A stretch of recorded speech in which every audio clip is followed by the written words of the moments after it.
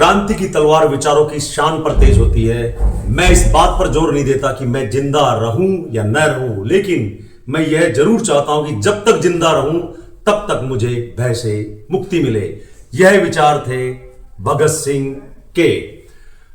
आज पूरा देश शहीद दिवस मना रहा है। आज ही के दिन 23 मार्च 1931 को भगत सिंह, सुखदेव और राजगुरु को अंग्रेजों द्वारा फांसी की सजा दी गई थी। अंग्रेजों को भगत सिंह से इतना भय था कि जो जजों ने मुकर्रर तिथि की थी 24 मार्च, उसको एक दिन पहले ही उन्होंने पब्लिक के डर से एक दिन पहले ही भगत सिंह को फांसी दे दी थी।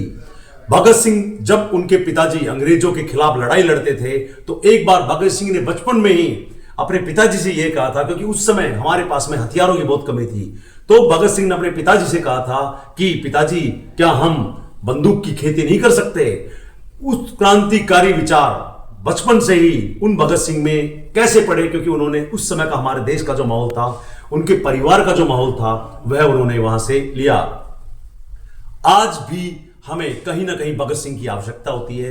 हम लोग आम भाषा में यह कहते हैं कि भगत सिंह तो इस देश को आज भी चाहिए, गलियों को चाहिए, मोहल्लों को चाहिए, देश को चाहिए, प्रदेश को चाहिए, लेकिन कहां पे चाहिए भगत सिंह? पड़ोस के घर में पैदा हो। आज हम सब किस मानसिकता से गिर चुके हैं कि आज हम हमारी गलियों में, हमारी शहर में, कस्बे में छोटी बातों का भी विरोध नहीं करते हैं।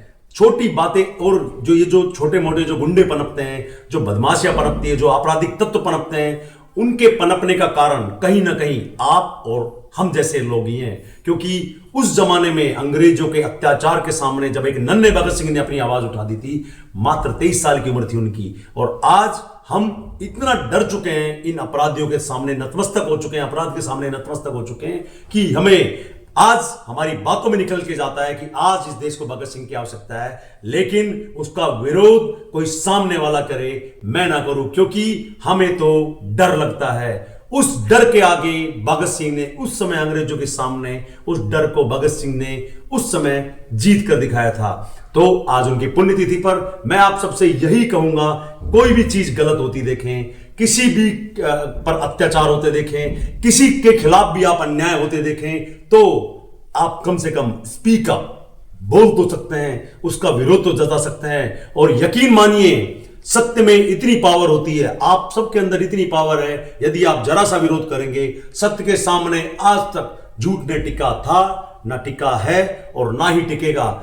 बस आवश्यकता है तो सिर्फ उस चिंगारी को जो हम सबके अंदर है। हम सब चाहते हैं कि गलत न हो, हम सब चाहते हैं कि झूठ का बोलबाला ना हो, हम सब चाहते हैं अत्याचार न हो, हम सब चाहते हैं कि अन्याय किसी पर भी न हो, लेकिन विरोध कोई ही करता है। इसी के साथ आज भगत सिंह की पुण्यतिथि पर मंथन फाउंडेशन द्वारा उनका कार्यक्रम किया जा रहा है और गंडाला में भगत सिंह शाखा द्वारा रक्तदान का कार्यक्रम आयोजित किया जा रहा है, जिसमें एडिशनल एसपी शालिनी राज मुख्य अतिथि हैं, तहसीलदार अभिषेक यादव जी विशिष्ट अतिथि हैं। मैं आप सभी युवाओं से, क्योंकि हम सब युवाओं के आदर्श हैं आज भी, भगत सिंह और विवेकानंद जिनके सिद्धांतों पर हम लोग अपनी अपनी भूमिकाएं समाज में अलग अलग माध्यमों से निभा रहे हैं, उन युवाओं से मेरी अपील है कि आप ज्यादा से ज्यादा मात्रा में रक्तदान करवाएं।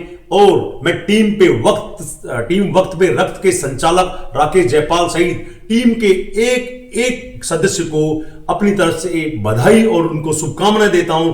कैसे आप आज के इस युग में लोगों को रक्तदान देकर उनका जीवन बचा रहे हैं, तो कहीं ना कहीं ऐसे ही आदर्शों की आज इस देश को जरूरत है। और हम कह सकते हैं, छाती ठोक कर कह सकते हैं, आज भी हमारे देश में भगत सिंह और विवेकानंद के सिद्धांतों पर चलने वाले लाखों युवाओं की फौज है, और उन युवाओं के दम पर ही यह देश आज भी सही रास्ते पर चल रहा है। जय हिंद, जय भारत, जय जय हिंदुस्तान।